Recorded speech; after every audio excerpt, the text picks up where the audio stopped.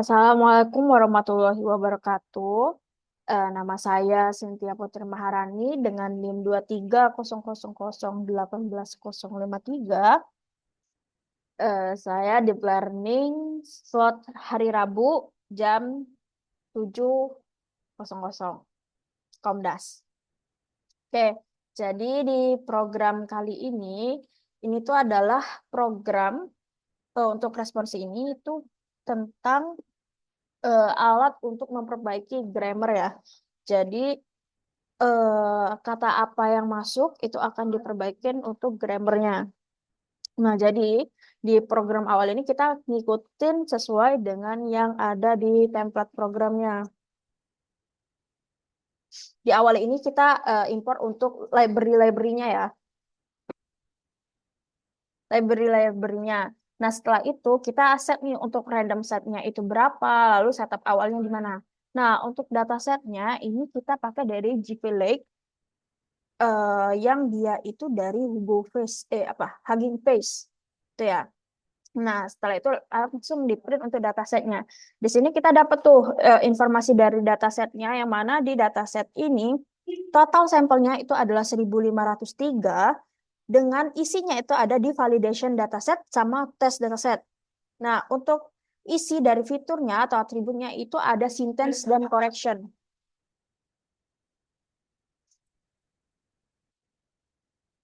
Te- Test dan sentence dan correction ya. Jadi kata-kata yang salahnya itu apa dan correctionnya itu apa. Nah, ini kita bisa lihat nih untuk contohnya itu apa. Di sini ada, so I think we cannot live if old people bla bla bla. Itu correctionnya apa? Jadi so I think we would not be alive if our gitulah ya teman-teman. Nah, di sini barulah kita shuffle untuk datasetnya. Jadi datasetnya itu kita acak-acak antara input dan juga targetnya. Jadi maksudnya kayak yang awalnya tadi udah urut itu diacak-acak lagi. Nah, di sini ini kita lakuin untuk split datasetnya. Jadi untuk test size-nya itu kita pakai 0,2 jadi 20 berapa persen gitu untuk test size-nya itu di 0,2 terus. Terus kalau misalnya untuk validnya itu kita pakai test size-nya itu di 0,50. Jadi dapatlah di hasilnya yang kita training itu cuma di 1.200, sedangkan untuk validation itu di 150 dan testingnya itu di 151. Jadi sebenarnya untuk datasetnya sendiri kecil ya. Jadi cuman 1.500 sekian gitu. Nah, di sini ini udah masuk ke tokenisasi padding. Jadi dataset-dataset yang sudah kita buat tadi itu di tokenisasi terus di padding juga. Nah, di sini kayak kita tuh start nih jadi valid start train targetnya apa, startnya tokennya tuh apa, end tokennya. Jadi kita tuh dia tuh kayak ngasih informasi dari start tokennya sama apa, terus end tokennya apa. Terus ini ditujuin ke bagian targetnya. Kayak gitu. Nah, ini untuk hasil yang didapatkan dari target yang kita buat ini tadi, ialah ini tadi. Dari target-targetnya ini udah di print. Jadi dari dataset tadi itu bertambah satu tuh. Jadi yang eh, apa tadi? Sentence bla bla terus muncul satu itu target. Nah, di sini yang jadi fokus utama kita yang bakal kita latih itu adalah yang bagian targetnya ini tadi. Di mana vocab size-nya itu adalah 12.000. Mana token-tokennya itu adalah ini ya. Jadi kita tokenizing semua teks-teks yang di input tadi. Dan dihasilin untuk vocabulary size-nya itu di 3.875. Nah, sisanya ini ya tokenizing kita mempersiapkan dari dataset-datasetnya tadi itu agar bisa langsung kita training ya, kita modeling. Ini masih kayak encoding, segala macam segala macam. Nah, dapatlah hasilnya kayak gini nih untuk posisi awal. Jadi kita lihat ya untuk bagian ini berapa persen. Jadi di tampilannya itu di akurasi yang ini.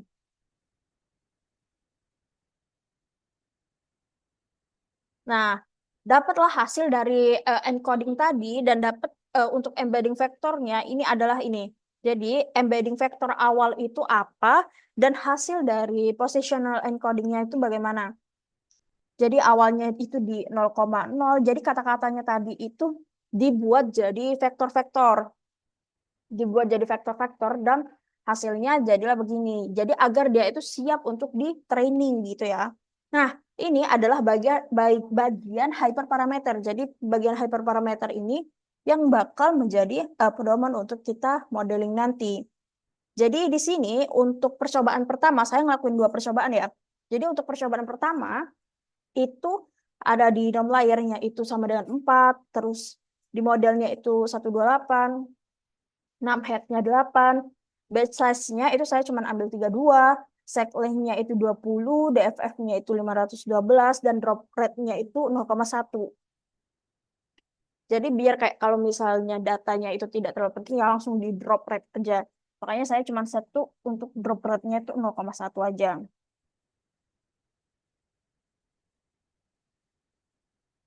Nah, ini langsung aja ke bagian.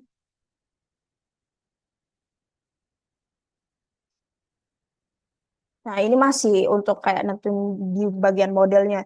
Jadi apa aja yang mau kita tambahin gitu.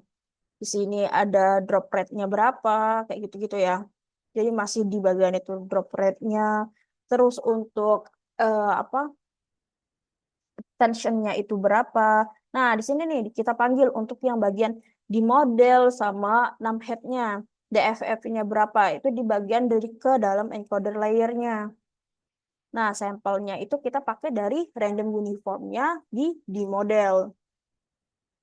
Dan hasilnya itu padding mass-nya non, padding mass-nya non, dan hasil dari bagian ini itu 2, 15 sama 128. Nah, kita di sini bikin tuh untuk bagian kelas encodernya. Nah, kelas encoder ini itu adalah bagian penerima inputnya. Jadi inputnya itu di encoder yang akan dihasilkan di dalam decodernya nanti. Jadi decoder ini yang akan memperbaiki bagian-bagian bagian-bagian yang salah pada grammar-grammar di encoder. Seperti itu. Nah, di sini kita bikin lagi nih. Untuk 6 layernya kita pakai 4, di modelnya 128, 6 headsnya 8, DFF-nya 512, pakai size-nya 1002, 12.000, maximum position-nya itu 100. Nah, ini untuk yang bagian kelas decodernya. Yang kayak saya jelasin tadi ya, jadi decoder ini dia fokus untuk merubah kesalahan grammar dari encoder. Ini masih masking, segala macem.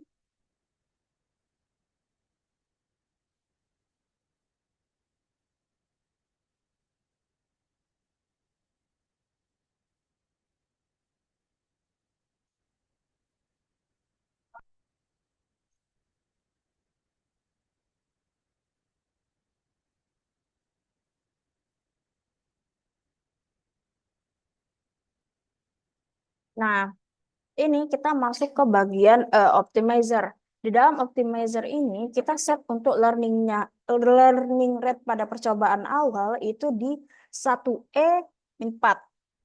Jadi kita pakai ini ya sesuai sama ini, yaitu pakai di bagian Adam ya.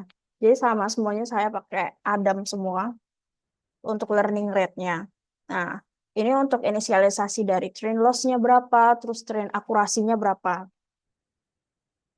Dan masuklah kita cek untuk bagian target awalnya. Bentar. Nih, kita ambil batch atau train awalnya.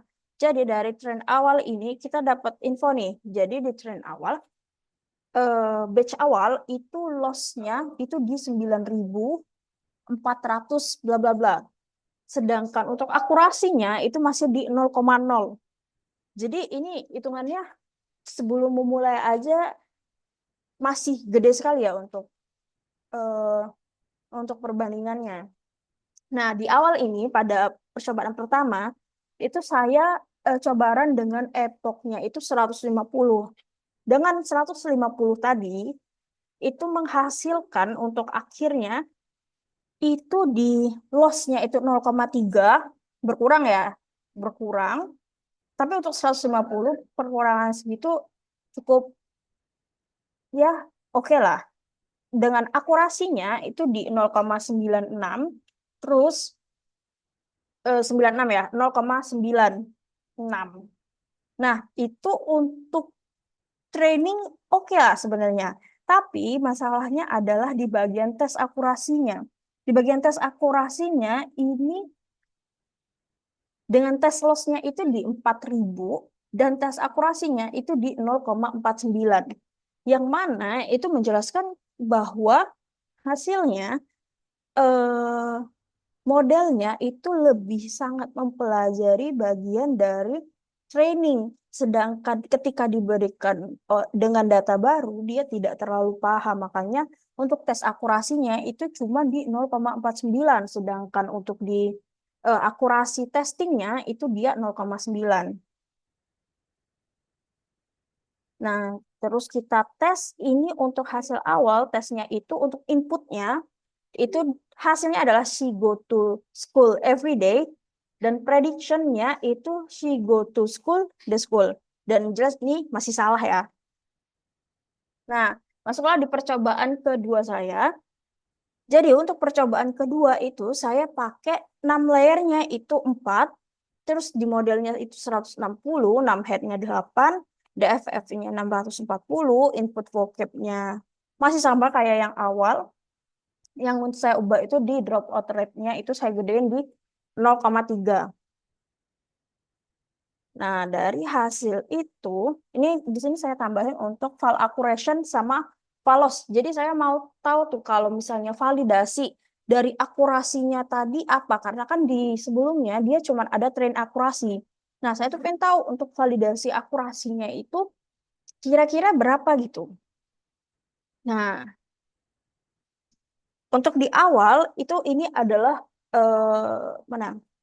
Nah, Nah, ini saya tambah untuk file step ya. Jadi file step ini untuk ngevalidasi langkah-langkahnya itu bagaimana. Makanya ini saya tambahin agar kita tuh tahu untuk gradiennya ke selanjutannya itu kayak gimana. Nah, itu ada beberapa kodenya yang saya tambah. Nah, ini pada percobaan awal atau batch awalnya itu lossnya di 7.000 dengan akurasinya itu di 0,09. Ini kecil ya, kecil di sama-sama kecil lah sama karena ini kan masih testing awal. Nah, ini yang awal ini saya komen. Nah, di sini ini adalah yang baru untuk proses trainingnya. Jadi di sini saya set untuk epochnya itu 200 dengan passionnya. Jadi kalau misalnya file akurasinya itu nggak naik selama 15 kali itu maka epochnya itu bakal berhenti. Makanya saya set biar kalau misalnya emang nggak terjadi perubahan ya sudah di stop saja gitu. Nah, jadi ini base file-nya, base weight-nya, terus weight-nya. Ya, sesuai sama passion-nya tadi ya. Nah, di sini mulai deh. Untuk trainingnya, saya pengen munculin untuk training loss-nya berapa, train ACC-nya berapa, nya berapa, val ACC-nya berapa. Dan dari hasil training 200 epoch ini, itu didapat untuk val akurasinya itu 0, cuman 0,54. Nih, tapi training ACC-nya itu di 0,93, val akurasinya itu di 0,53. Nah, ini adalah apa? Grafiknya ya, grafiknya untuk keduanya itu karena saya cuma untuk bagian train sama validation. Jadi yang di train ini kita bisa lihat nih, kalau misalnya val loss-nya itu berkurang dan train loss-nya itu juga not that bad. Nah, kalau misalnya yang validation itu juga sama. Jadi sebenarnya untuk validasi akurasi dan juga train akurasi ini dia lebih modelnya itu lebih belajar dari data train dibanding dengan data valid ketika dia dikasih dengan data baru dia tuh kebingungan makanya val akurasinya tuh bisa sangat kecil dibanding dengan train akurasinya gitu. Nah, jadi dari evaluasi model didapatkan untuk testingnya itu di 0,51. Yang mana hitungannya itu sedikit lebih besar dibanding percobaan awal tadi. Dengan hasil testingnya, hasil prediknya itu dari inputnya si go to school every day jadi si go to school. Nah, ini untuk analisis akhirnya ya. Jadi kesimpulan dari perbandingannya, jadi untuk 6 layernya itu sama-sama pakai 4. Di modelnya itu pakai 128 kalau percobaan pertama. Percobaan kedua itu pakai 160. DFF-nya itu percobaan pertama itu pakai 512. Sedangkan percobaan kedua itu pakai di 640. Untuk dropout-nya, kalau percobaan satu tadi itu cuma di 0,1. Untuk percobaan kedua itu di 0,3. Learning rate-nya itu di LE4. Kalau yang percobaan kedua itu di warm up schedule. Tapi dia sama sebenarnya. Sama-sama di 1 E4 juga. Cuman dia ada untuk warm up schedule-nya. Untuk label smoothing-nya itu di percobaan 2 dikasih. Ini ya, dengan hasilnya itu di train akurasinya 0,96. Tapi untuk percobaan 2 itu cuma di 0,93, sedangkan untuk tes akurasinya di percobaan 1 itu cuma 0,49, sedangkan di percobaan kedua itu di 0,51. Sedikit naik lah ya. Nah, untuk tes loss-nya percobaan 1 itu 0,49, sedangkan percobaan kedua itu di 4,653. Nah, ini naik karena label smoothing-nya itu menghitung loss yang beda skala. Jadi bukan berarti ini tuh jadinya lebih buruk gitu dari loss-nya ya. Nah, untuk gap train sama tesnya itu di kalau misalnya percobaan 1 itu di 46, sedangkan di percobaan kedua itu 42. Nah, dari contoh prediksinya tadi, yang prediksi pertama itu si go to school every day jadi si go to school the school. Sedangkan untuk percobaan kedua itu si go to school menjadi si go to school aja jadinya. Nah, jadi kesimpulannya kedua percobaan itu sama-sama overfitting berat. Nah, ini tuh dikarenakan datasetnya itu cuma sedikit. Jadi kalimat yang untuk training itu cuma dikit kan. Jadi kayak 1.200 sekian tuh. 1.200 sekian. Nah, itu itu berarti sangat kecil tuh untuk kayak nge-validation, testing ini di pembagiannya tuh kecil. Nah, percobaan kedua itu buktinya tuh lebih baik sedikit tapi sedikit lebih baik dari percobaan pertama. Jadi tes akurasinya naik, terus gap overfittingnya itu sedikit lebih mengecil lah. Nah, dengan kualitas keluaran prediksinya itu jauh lebih baik nih dari kayak yang percobaan pertama itu masih ngawang karena dia malah mengulang kata-katanya yang prediknya tadi. Sedangkan untuk percobaan kedua itu cukup di si go to school aja. Nah, untuk validasi per epoch pada percobaan kedua itu membuktiin kalau file akurasi di kisaran 53 sampai 55 itu sekitar 100 dan seterusnya hanya naiknya tuh tipis-tipis banget. Nah, ini konsisten sama dengan kayak yang di pas tes akurasinya itu masih di 51,27. Nah, jadinya evaluasi model itu sudah jujur dan representatif ya. Nah, jadi dari informasi yang kita dapat di sini berarti akurasi trainingnya itu tidak yang tinggi itu nggak bakal ngejamin modelnya itu jadi lebih baik. Nah, percobaan 1 itu mencapai train akurasinya 96. Tapi tes akurasinya tuh cuma separuh dari itu. Nah, buktinya tak bahwa angka training saja menyesatkan kalau tidak dibandingkan dengan data yang belum pernah dilihat model. Nah, ukuran dataset adalah faktor pembatas utamanya. Jadi dari ukuran dataset itu tuh berpengaruh karena kita cuma dapat di 1.200 yang di-train.